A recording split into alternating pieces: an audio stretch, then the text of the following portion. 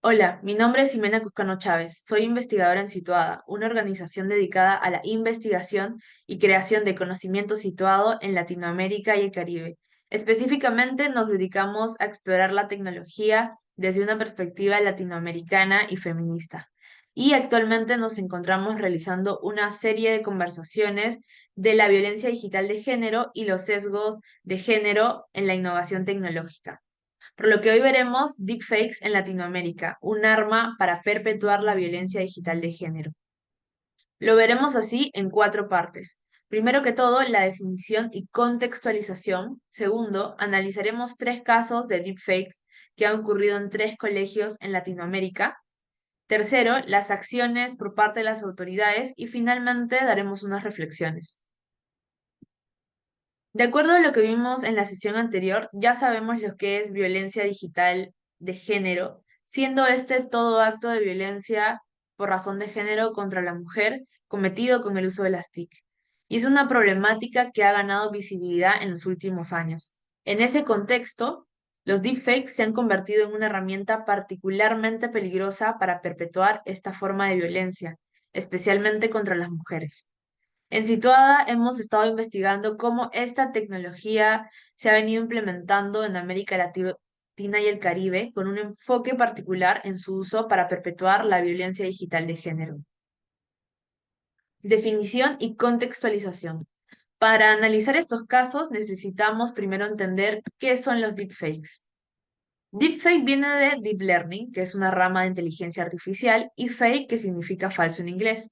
Los deepfake con ellos son videos, audios o imágenes manipulados mediante inteligencia artificial para crear contenido falso pero extremadamente realista, que puede dañar con ello la reputación y seguridad de una persona. Esta técnica actualmente se utiliza más para intercambiar el rostro de una persona con otra en una imagen o video, o ya sea también para poner este rostro en un cuerpo que no es suyo. Y ahora, ¿cómo se hacen los deepfakes? Esta tecnología se basa en redes generativas antagónicas, o también llamadas GAN, que utilizan dos redes neuronales, es decir, dos algoritmos, llamado el generador y el discriminador. El generador crea datos falsos, mientras que el discriminador evalúa si estos datos son reales o no. Es decir, el generador crea fotos que imitan los originales, mientras que el discriminador evalúa si estas fotos son reales o falsas. Ambos algoritmos van a trabajar juntos. El generador, por su parte, intenta mejorar sus creaciones para engañar al discriminador y el discriminador se vuelve más hábil en detectar lo que es falso o no. Este proceso es iterativo, se repite múltiples veces y es así como se mejora la calidad de la imagen deepfake con cada iteración, lo que hace de por sí que estos falsos contenidos sean cada vez más difíciles de distinguir de los reales. Las redes GAN, tecnología que ya sabemos que hace posible el deepfake, surge en 2014 y fue creada por Ian Goodfellow. En una entrevista, Goodfellow relató que la idea surgió durante una noche en un bar con amigos, lo que evidencia la falta de reflexión ética profunda en el origen de esta tecnología, ¿no? Ya de por sí, este origen casual pone en relieve un problema común en el desarrollo tecnológico, la creación de herramientas poderosas sin un análisis exhaustivo de las posibles consecuencias que pueda tener, especialmente en lo que respecta a su uso para perpetuar la violencia digital de género, ¿no? Y es ahí donde nos podemos dar cuenta que no existe tecnología neutral alguna. Son más que todo sesgos de los propios desarrolladores de tecnología. La tecnología, al ser diseñada, ya sea para replicar o mejorar procesos humanos, también puede amplificar comportamientos nocivos, ¿no?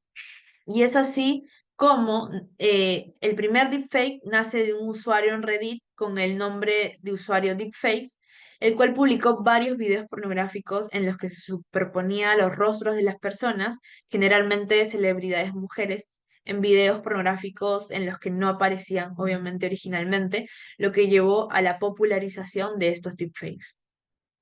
Ya de por sí han habido casos en que este tipo de aplicaciones se han vuelto muy populares. Actualmente se utiliza de diversas formas.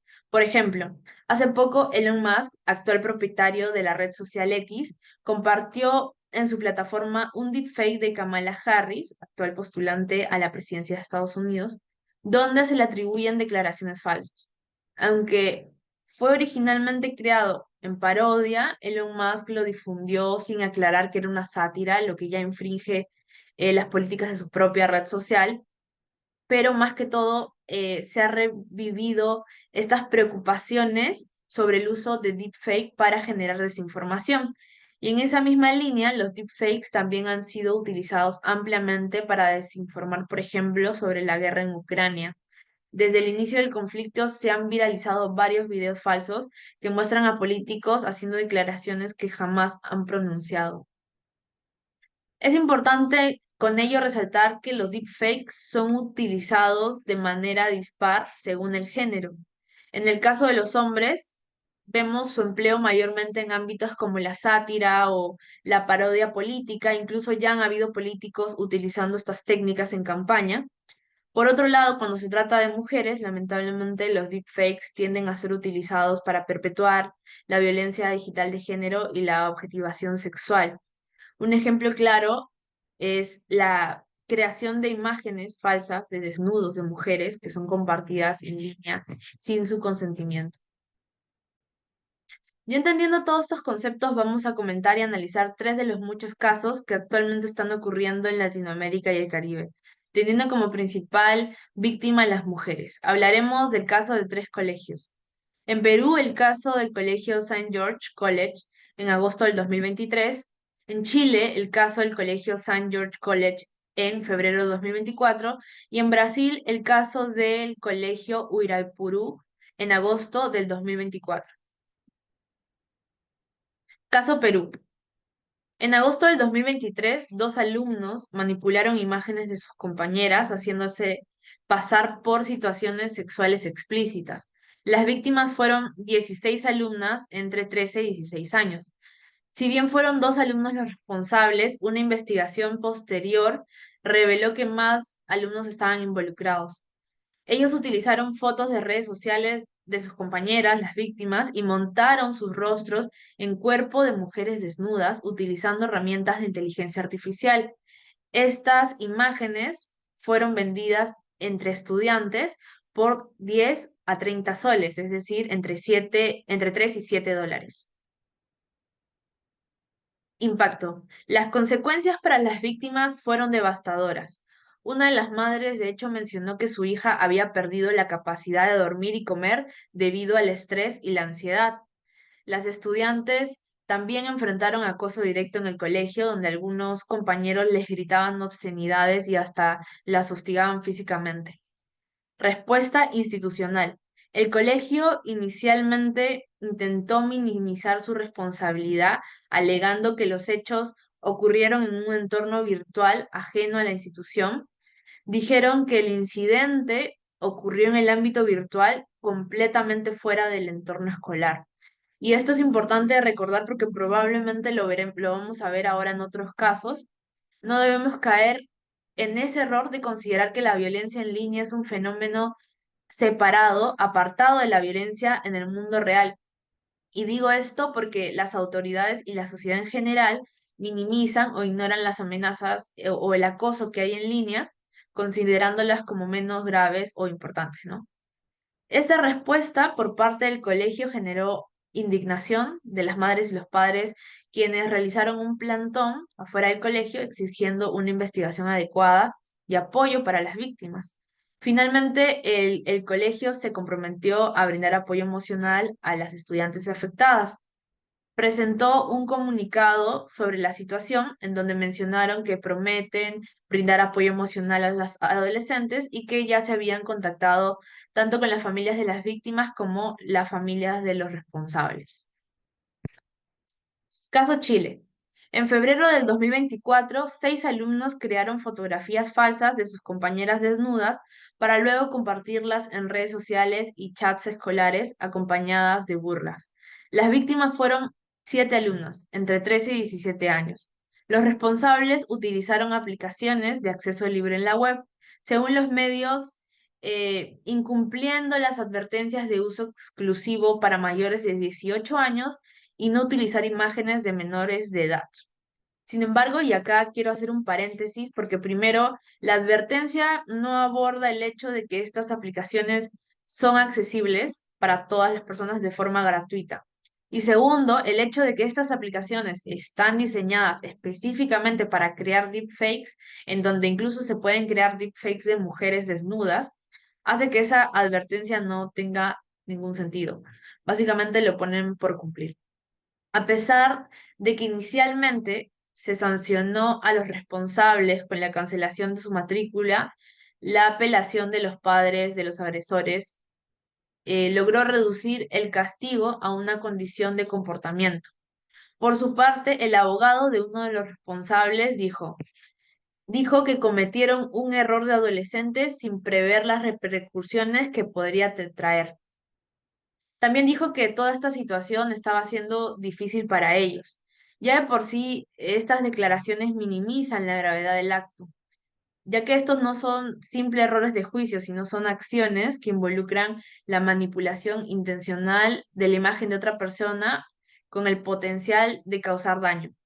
Además, al sugerir que estas acciones son simplemente errores juveniles, también se corre el riesgo de fomentar una cultura de impunidad, donde jóvenes no enfrenten las consecuencias de sus comportamientos dañinos en el ámbito digital. Impacto. Las víctimas experimentaron sentimientos de humillación, vergüenza y miedo, lo que llevó a alguna de ellas a necesitar apoyo psicológico para afrontar el trauma causado por este incidente. Respuesta institucional. El colegio afirmó que había seguido los protocolos establecidos y que todos los estudiantes sancionados habían manifestado su arrepentimiento, pero la falta de medidas más contundentes dejó a las víctimas y a sus familias profundamente insatisfechas y, bueno, por otro lado, se comprometió a proporcionar sí acompañamiento psicosocial a las víctimas. Caso Brasil. En agosto del 2024, hace unas pocas semanas, un estudiante de 14 años utilizó inteligencia artificial para crear imágenes de desnudos falsos de sus compañeras. Las víctimas fueron 20 adolescentes. Durante un viaje escolar, el estudiante tomó fotografías de las adolescentes en bikini y luego las manipuló digitalmente para simular desnudos. Al regresar de su viaje, que aproximadamente duró 4 días, compartió alrededor de 1.500 imágenes alteradas de sus compañeros de clase con sus compañeros de clase, lo que generó un gran revuelo entre la comunidad escolar y la familia de las víctimas. Según informes, la familia del adolescente lo transfirió a otra escuela para evitar las represalias. Sin embargo, ya las madres de las víctimas han presentado sus denuncias policiales. Por su parte, la defensa del agresor afirmó que los hechos no corresponden a la realidad y negó que hubo contacto físico o amenazas verbales contra las víctimas. Y acá nuevamente chocamos con la ignorancia de separar el ámbito online y offline como si fuesen mundos distintos. Impacto. Las alumnas afectadas sufrieron graves impactos emocionales y debido a que el caso es reciente, aún no se tiene detalle completo de las consecuencias que enfrentan. Sin embargo, ya viendo los casos anteriores podemos deducir qué problemas estarían enfrentando, ¿verdad?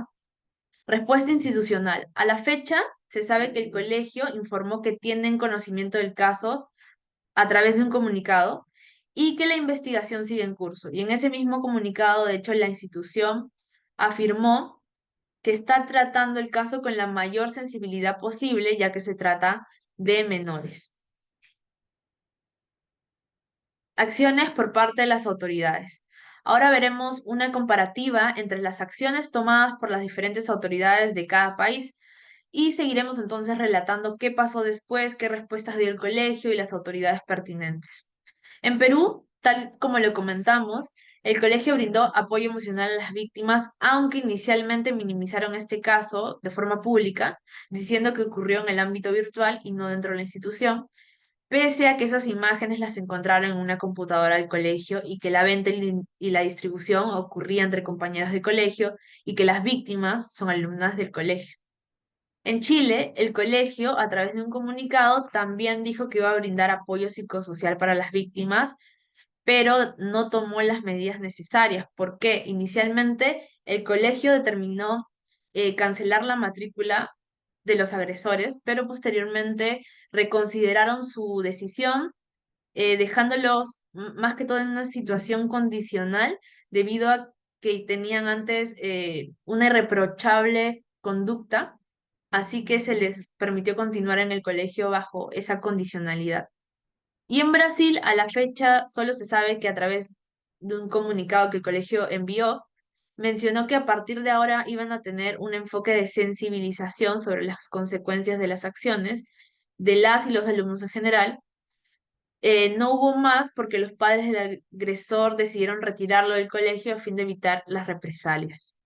Entidades involucradas. En Perú, después de conocerse el caso y la respuesta por parte del colegio, entidades como el Ministerio de la Mujer exigió la debida investigación del caso. Por su parte, el personal del Ministerio de Educación también acudieron al lugar para atender el agravio, por lo que la Fiscalía de Familia de Chorrillos, que es el distrito donde está ubicado el colegio, empezó con las investigaciones en ese entonces. La primera medida, en septiembre del 2023, un mes después del hecho, fue que citaron a las víctimas a medicina legal para abril del 2024, es decir, 8 meses después. La abogada de una de esas víctimas mencionó en ese entonces que no estaba bien porque la fiscalía tenía toda la facultad de llamar a medicina legal y pedir prioridad en ese caso específico debido a que se trataba de pornografía infantil. Ante las muchas protestas de las madres y los padres y el impacto mediático, la fiscal de la Nación acudió a dicha fiscalía en septiembre del 2023 y supuestamente a partir de esa fecha seguirían las pericias. En Chile, por su parte, el Ministerio Público inició una investigación de oficio por trato degradante contra menores y difusión y almacenamiento de pornografía infantil, no todo asociado a la pornografía infantil. Antes de ello, el colegio no había denunciado el hecho a los tribunales, argumentando que no lo consideraban delito, sabiendo también que en Chile, si hay antecedentes que hagan presumir la existencia de un delito, el colegio debe denunciar el hecho al Ministerio Público, a los carabineros, la PDI o ante un tribunal competente dentro de las 24 horas siguientes de haber tomado conocimiento del hecho, por lo que la Superintendencia de Educación, también involucrada en el caso, señaló que el colegio pudo haber incurrido en una infracción al no denunciar este hecho al Ministerio Público de manera oportuna.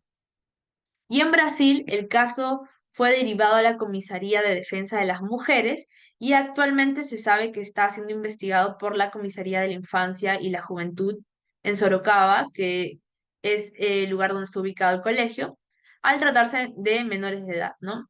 Y el caso ahora está siendo tratado como una infracción similar a utilizar niñas o adolescentes en una escena de sexo explícito. ¿Cuáles ahora son las sanciones para estos agresores? En Perú, por lo que se sabe a la fecha, una orden judicial obligó a los responsables a no acercarse a las víctimas. Sin embargo, ellos no eran los únicos que sabían de esta acción malintencionada, según las madres de familia. De hecho, una madre de familia dijo que no hay una orden de alejamiento pese a que la víctima y los responsables están en el mismo salón y en las mismas, incluso en las mismas movilidades. A la fecha no se sabe cómo va el caso. En Chile, los organismos aplicaron una multa al colegio de 200 UTM, aproximadamente $14.000, por no aplicar los protocolos, ya que el colegio erró en su actuar y no protegió de manera adecuada a las afectadas. Asimismo, sabemos que inicialmente la Corte de Apelaciones en Santiago determinó que el colegio no debería renovar la matrícula en 2025 de 4 estudiantes involucrados, por lo que a través de una declaración pública, el colegio St. George criticó este fallo de la Corte de Apelaciones de Santiago y decidió apelar ante la Corte Suprema. Finalmente, hace unas pocas semanas se dio a conocer que el colegio decidió no apelar, ¿no? a la Corte Suprema, por lo que los agresores no podrán matricularse en 2025. Y en Brasil, al ser un caso reciente, el proceso sigue en curso y es de carácter confidencial. Finalmente, ¿qué es lo que nos dice la legislación? En Perú, el 8 de agosto de este año, se emitió un decreto que refuerza la protección contra la distribución no autorizada de contenido íntimo y el mal uso de las tecnologías como la IA. A partir de ahora, cualquier individuo que comparta material íntimo puede ser sancionado sin importar cómo fue obtenido. En Chile no hay normativa específica para casos de deepfake o mal uso de tecnologías de inteligencia artificial para violencia digital de género. Sin embargo, la generación y circulación de materiales de esta índole afecta directamente al menos dos derechos fundamentales de la Constitución. Primero, resulta vulnerado el derecho a la protección a la honra, asegurado por el artículo 19, numeral 4 de la Constitución. Y segundo, actos como el mencionado vulneran la integridad física de las personas al atribuirle cualidades en imágenes o y conductas que no han ejecutado, ¿no? Este derecho de igual manera se contempla en el artículo 19, numeral 1 de la Constitución.